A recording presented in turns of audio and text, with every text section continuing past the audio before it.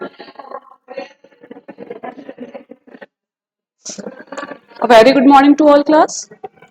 So, as you know, the winter breaks is extended. So, जो chapter हमारा last बचा था chapter number 12 air around us, तो वो भी हम ऑनलाइन ही कंप्लीट करते हैं. जब आप स्कूल आएंगे तो हम इस चैप्टर को एक बार रिवाइज करेंगे और इसका ओरल टेस्ट भी लेंगे, तो आप ध्यान से सुनिएगा.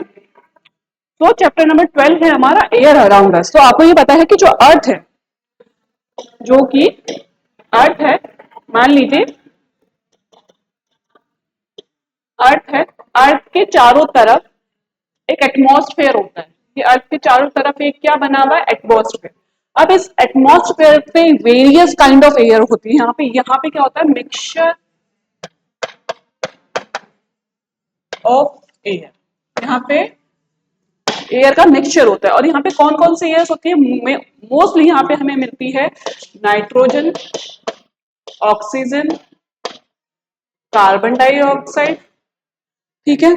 इसके अलावा dust, smoke and other gases, vapour भी होती है, ठीक है.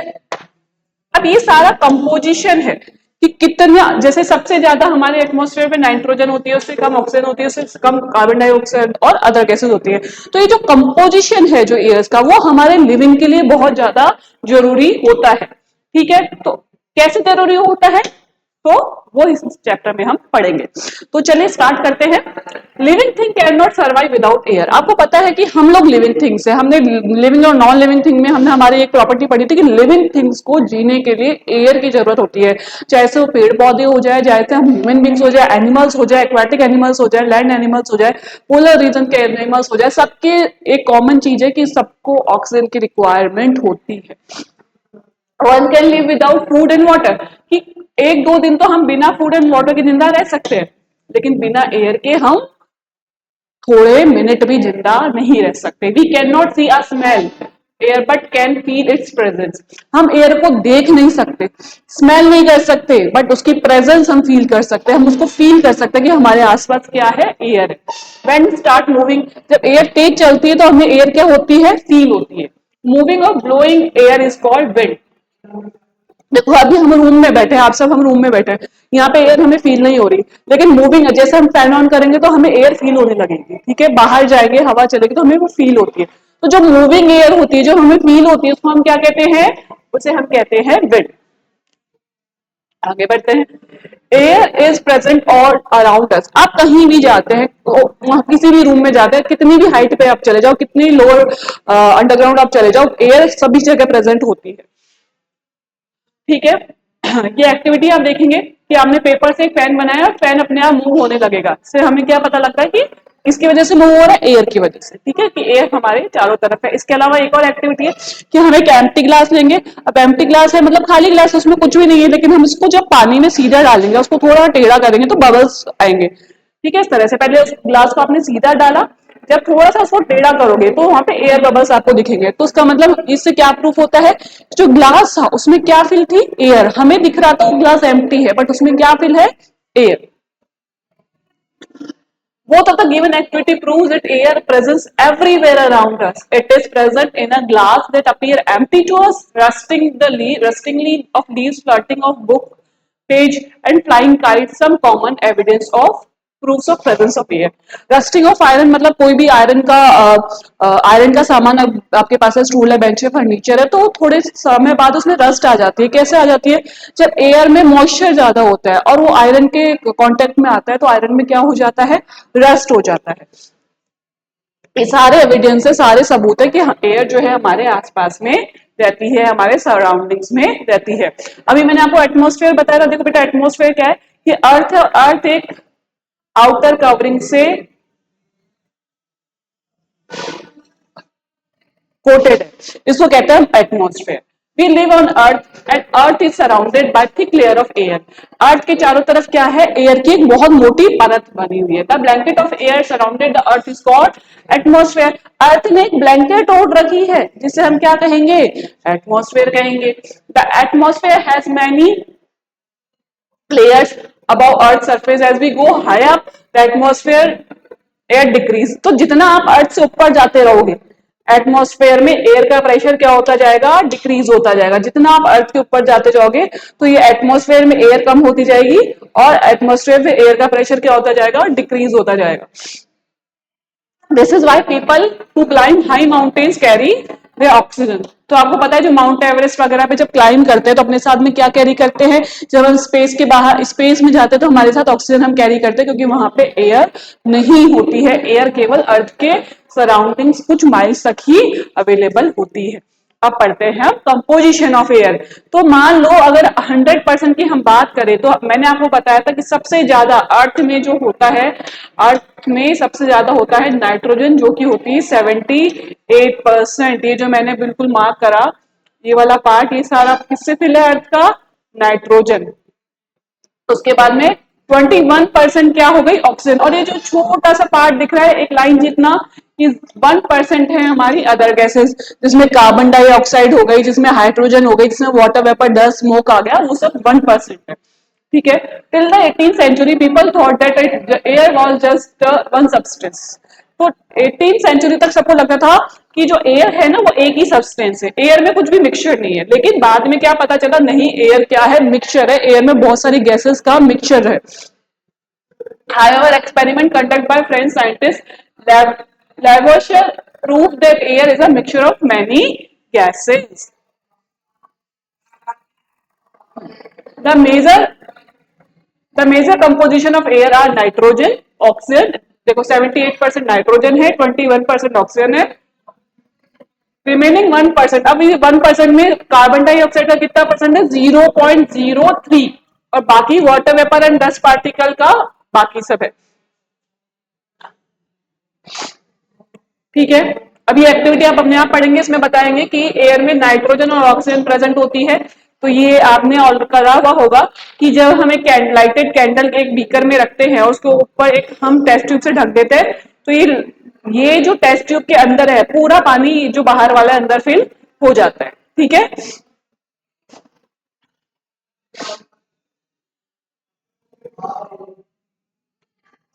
Let us took some important major component of air. अब एयर में हमने पढ़ा क्या क्या होता है, नाइट्रोजन, ऑक्सीजन, कार्बन डाइऑक्साइड। अब वो कैसे हमारे लिए जरूरी है, आप बोलोगे कि मैं, हमारे लिए तो केवल ऑक्सीजन ही जरूरी है, नाइट्रोजन क्यों जरूरी है, देखते हैं। From activity 3 it is clear that nitrogen neither burn itself not support the burning process. आपने देखा कि नाइट्रोजन गैस जो होती है वो बर्निंग प्रोसेस को सपोर्ट नहीं करती। नाइट्रोजन गैस, ऑक्सीजन रहेगी जब तक ही बर्निंग सपोर्ट रहेगी। ऑक्सीजन जरूरी है किसी भी चीज के बर्निंग प्रोसेस के लिए। ठीक है। It is present in maximum amount of 78%। और ये कितना अमाउंट में प्रेजेंट है हमारी अर्थ में, 78% में। Oxygen is about 21% of atmosphere. It is produce during photosynthesis. आपको पता है ऑक्सीजन कब बनती है, जब ग्रीन प्लांट फोटोसिंथेसिस करते हैं तो उससे ऑक्सीजन क्रिएट होती है। The amount of oxygen air decrease with height. जितना ऊपर जाते जाओगे उतना ऊपर जो ऑक्सीजन या फिर किसी भी गैस का लेवल है वो कम होता जाएगा। That is why mountaineers climb high mountains use oxygen cylinder. ये हम ऑलरेडी पढ़ चुके हैं। आ जाते हैं कार्बन डाइऑक्साइड पे। Carbon dioxide is present in very small amount, only about 0.03 in atmosphere, but it is very important component of air। why it is very important component of air? Question answer में हमने पढ़ा था, क्योंकि photosynthesis में हमारे क्या काम आती है, कार्बन डाइऑक्साइड। और बिना कार्बन डाइऑक्साइड के फोटोसिंथेसिस नहीं हो सकते, और फोटोसिंथेसिस नहीं होगी तो ऑक्सीजन भी नहीं आएगी। The close room in there is some material burning में feel suffocated. This is due to the release of excess carbon dioxide. अगर कार्बन डाइऑक्साइड एनवायरमेंट में ज्यादा हो जाए तो क्या होगा, हम सफोकेटेड फील करने लगेंगे। कैसे पता चलता है कि जब हम कुछ भी कमरे में, अगर क्लोज कमरे में जहां पे बिल्कुल भी वेंटिलेशन नहीं है, कुछ चीज बर्न कर दे तो हमें क्या लगने लगता है, सफोकेशन। कहीं आग लगती है तो सबसे फटाफट सबको बाहर निकालते, क्योंकि सफोकेटेड फील, जल के भी नहीं मरते तो सफोकेशन से मर जाते हैं लोग। ठीक है। Carbon dioxide is also produce by respiration in animal, plant and human beings. और कार्बन डाइ जैसे ऑक्सीजन कौन प्रोड्यूस करता है, प्लांट्स। हम क्या प्रोड्यूस कर रहे हैं, कार्बन डाइऑक्साइड। हमने इनहेल करी ऑक्सीजन और एक्सहेल क्या कर रहे हैं, carbon dioxide.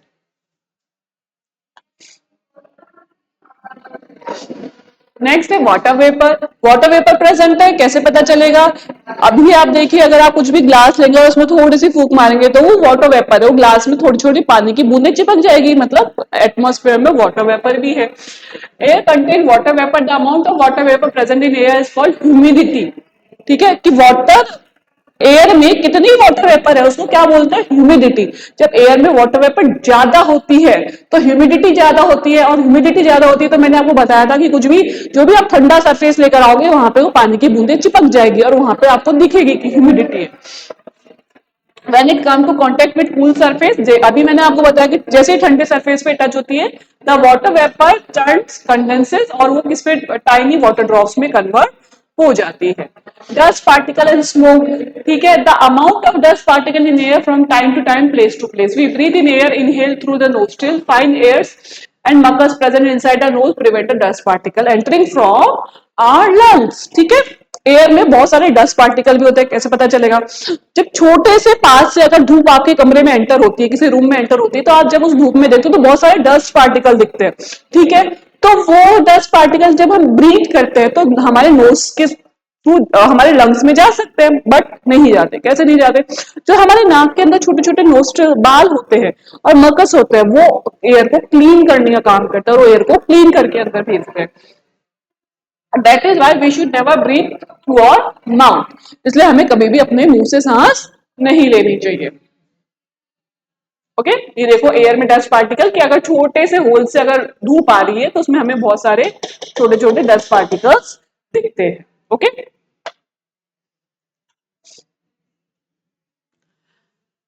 The burning of fuel also produce smoke. ठीक है, जैसे जब कोई भी चीज बर्न होती है तो क्या प्रोड्यूस करती है? Smoke. Smoke contain few gases, fine dust particles that are harmful to your health. This is why tall chimneys install factories that emit harmful smoke gases to certain heights of atmosphere। ठीक है, अब हमारी जो air है उसमें smoke भी present होती है। स्मोक कैसे बनती है? जब भी हम कोई चीज जलाते हैं तो उससे क्या बनती है? स्मोक। तो बड़ी बड़ी जो इंडस्ट्रीज होती है, फैक्ट्रीज होती है, उसमें तो वो प्रोसेस जला जला के सामान बनाए जाते हैं मेटल्स को, तो वो उसकी जो हाइट है ना बहुत ऊपर रखते हैं ताकि स्मोक एटमॉस्फेयर में चली जाए, हम उसको ब्रीथ ना करें, क्योंकि उसके हेल्थ पे बहुत हार्मफुल इफेक्ट्स होते हैं।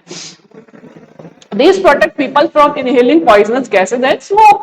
However, there may be some variations of composition of air from place to place। ठीक है, लेकिन सभी जगह कंपोजिशन ऑफ एयर ये सेम नहीं रहता, अलग अलग जगह पे कंपोजिशन ऑफ एयर अलग अलग रहता है। कहीं जैसे आप बिल्कुल गांव में या जंगल में जाओगे वहां पे स्मोक कम होगा, वहां पे साफ एयर ज्यादा होगी। ठीक है, आप बिल्कुल इंडस्ट्री एरियाज में चले जाओगे वहां पे डस्ट, जैसे आप दिल्ली चले जाओ वहां पे आपको स्मोक की क्वांटिटी ज्यादा मिलेगी, लेकिन वहीं आप किसी गांव में या फिर किसी माउंटेन एरिया में जाओगे वहां पे कम मिलेगी। तो कंपोजिशन सब जगह अलग अलग रहता है। जैसे कि देखो ये बड़ी बड़ी चिमनीज इस तरह इंस्टॉल करते हैं ताकि एयर जो है ऊपर भी हार्मफुल गैसेस जो एटमोस्फेयर में चले जाए, हम उसको ब्रीथ ना करें। The air over industry cities usually has a higher amount of carbon dioxide and dust than air upon space। ठीक है, जो इंडस्ट्रियल सिटी है वहां की एयर ज्यादा स्मोक और डस्ट पार्टिकल होते हैं। इन coastal areas air has more water vapour. अगर आप कोस्टल एरियाज में चले जाओ जहाँ पे सी ज्यादा होता है, गोवा जाएंगे, बॉम्बे जाएंगे, गुजरात जाएंगे, वेस्ट बंगाल जाएंगे, तो वहां पे आपको वाटर वेपर मतलब कि ह्यूमिडिटी ज्यादा मिलेगी, वहां पे ह्यूमिडिटी ज्यादा रहेगी। The amount of water vapour in greater in the rainy season than the dry season. और बाकी जैसे राजस्थान में भी, जयपुर में भी जब रेनी सीजन आएगा तो वाटर वेपर ह्यूमिडिटी बहुत ज्यादा हो जाएगी, तो उस समय भी जो कंपोजिशन है एयर का वो क्या हो जाएगा? चेंज हो जाएगा। देखो बेटा मल्टीपल चॉइस क्वेश्चन हम कर लेते हैं। The percentage of which gas in the air is least. सबसे कम कौन सी गैस है? Oxygen, carbon dioxide, nitrogen. Can not say because it varies from place to place. तो yes, this is the correct answer कि oxygen तो नहीं है, नाइट्रोजन भी नहीं है, कार्बन डाइऑक्साइड हो सकती है, लेकिन अलग अलग गैसेस। हाँ, अगर इनमें से कंपेयर करें तो कार्बन डाइऑक्साइड है, लेकिन अगर कार्बन डाइऑक्साइड से भी कम गैस होती है तो दोनों आंसर इसके करेक्ट हो सकते हैं। वैसे तो CO2 सबसे कम होती है, इसमें दे रखा है ना, ऑल अदर गैसेस भी लेकिन अगर हम अलग किसी बिल्कुल ही पॉल्यूटेड सिटी में चले जाए तो हो सकता है वहां पे कुछ और गैसेस भी हो जो कार्बन डाइऑक्साइड से कम होती है। The pie chart given alongside show the composition of air in the atmosphere. What is the percentage approximate nitrogen and oxygen in the air? ठीक है, ये आपको एक पाई चार्ट दे रखा है तो यहाँ पे आप बताओ नाइट्रोजन और ऑक्सीजन का कितना परसेंटेज है। तो हमने देखा नाइट्रोजन 78 होती है और ऑक्सीजन का कितना परसेंट होता है 21। तो टोटल मिला के हो गया 99%। और जो 1% है वो अदर गैसेस है। ठीक है, अब नेक्स्ट हम पॉइंट पढ़ेंगे, air supports life. Yes,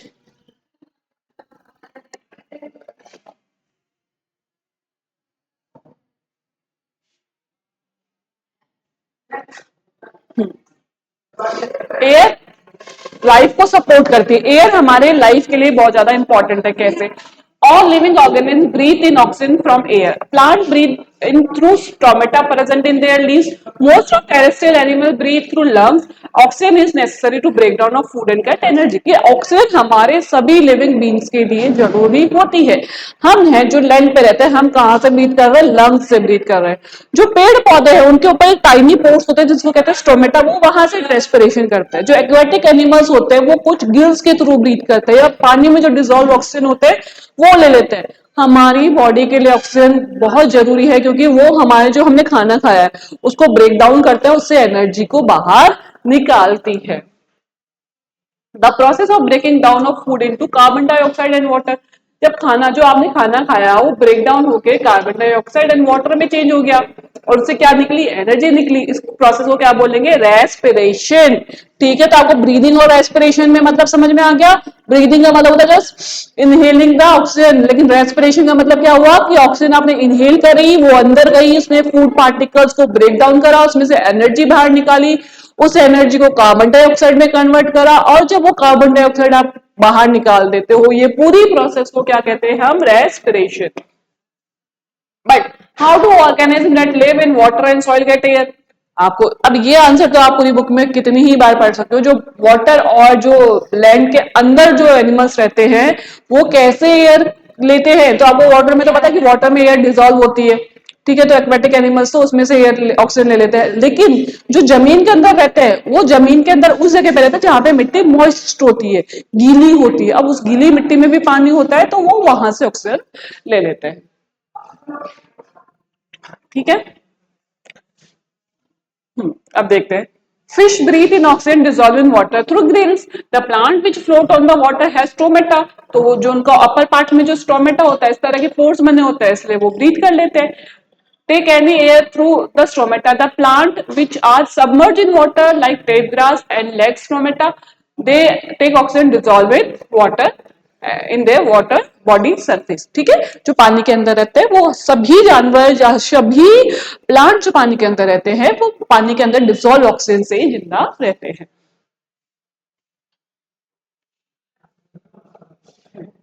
Animals that live in soil like earthworm and plants get oxygen from breathing from the air present between the soil particles. Soil particles के बीच में जो air present होती है, space होता है, उससे वो breathe करते हैं। Earthworm normally lives in soil. They come out to the soil only during heavy rains.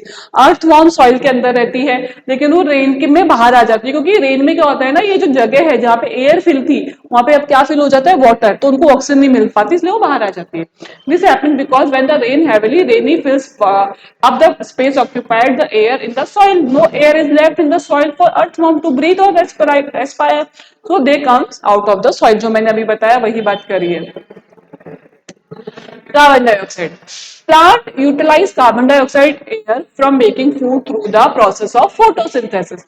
ठीक है, अब कार्बन डाइऑक्साइड क्यों जरूरी है वो भी मैंने आपको बता दिया कि प्लांट को फोटोसिंथेसिस करने के लिए कार्बन डाइऑक्साइड की नीड होती है। ऑल एनिमल्स आर डायरेक्टली और indirectly depends on plant for their food, और हम डायरेक्टली और इनडायरेक्टली किसी ना किसी तरीके से प्लांट पे डिपेंडेंट है। अगर प्लांट नहीं होंगे तो हम भी नहीं होंगे। Nitrogen, it is required by all plant and animal as it is form a part of proteins in every living being. Plants and animals cannot take nitrogen directly from air. अब nitrogen atmosphere में बहुत ज्यादा है लेकिन हम उसको air के through जैसे ऑक्सीजन लेते हैं, हम नाइट्रोजन हम ब्रीथ नहीं कर पाते। तो during natural lightning atmosphere nitrogen combine with oxygen it from nitrogen dioxide which combined with water and from nitric acid। तो क्या होता है कि जो नाइट्रोजन है वो किससे कंबाइंड हो जाती है? ऑक्सीजन से। ठीक है, जब बारिश आती है उससे हम से निट्रिक एसिड बनता है और वो हमें एटमॉस्फेयर में जब बारिश आती है ना और बिजली चमकती है तो किस वजह से चमकती है, वहां पे नाइट्रोजन और ऑक्सीजन कंबाइंड हो जाती है और एक एसिड फॉर्म होता है निट्रिक एसिड, जिससे कि लाइटनिंग फॉर्म होती है, बिजली फॉर्म होती है। Soil change in nitrate and plant observe them. अब जो बारिश का पानी है या एटमॉस्फेयर की जो नाइट्रोजन है वो कौन ऑब्जर्व कर पाती है, सॉइल ऑब्जर्व कर पाती है और उसको किसमें बदल लेती है, नाइट्रेट में। प्लांट सॉइल से नाइट्रेट को ऑब्जर्व करते हैं, हम वो प्लांट खाते हैं तो हमारी जो बॉडी में नाइट्रोजन की जो कमी है वो पूरी हो जाती है। Animal and human beings get nitrogen from plant and other animal. Nitrogen present in the air is also used in making fertilization. और नाइट्रोजन फर्टिलाइजेशन में भी यूज आती है, which are use for provide nitrogen to the plants. और plants को nitrogen इस तरह से, जैसे हम यूरिया वगैरह प्रोवाइड करवाते हैं ना।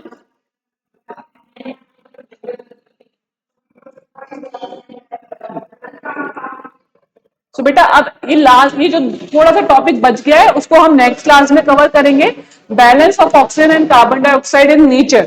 ठीक है, कि कैसे हमारे नेचर में कार्बन डाइऑक्साइड और ऑक्सीजन का बैलेंस रहना जरूरी है। जरूरी नहीं है कि ऑक्सीजन ही हमारे लिए इंपॉर्टेंट है या कार्बन डाइऑक्साइड ही हमारे लिए इंपॉर्टेंट है। इन दोनों का बैलेंस जो कि 21% ऑफ ऑक्सीजन है और 0.03% ऑफ नाइट्रोजन है, ये रहना बहुत जरूरी है। क्या हो जाएगा अगर नाइट्रो कार्बन डाइऑक्साइड ज्यादा हो गई तो, कार्बन डाइऑक्साइड ज्यादा हो गई तो हम सफोकेट होके मर जाएंगे। क्या होगा अगर कार्बन डाइऑक्साइड कम हो गई तो, कार्बन डाइऑक्साइड अगर कम हुई तो जो फोटोसिंथेसिस है ग्रीन प्लांट वो नहीं कर पाएंगे, ऑक्सीजन रिलीज नहीं कर पाएंगे, तो भी हमारे हेल्थ को हार्मफुल इफेक्ट्स होंगे। तो ये दोनों वाइसो वर्सा हमारे लिए सही इफेक्ट्स नहीं डालेंगे। ठीक है, तो ये वाला जो पार्ट है हम नेक्स्ट क्लास में कवर करेंगे।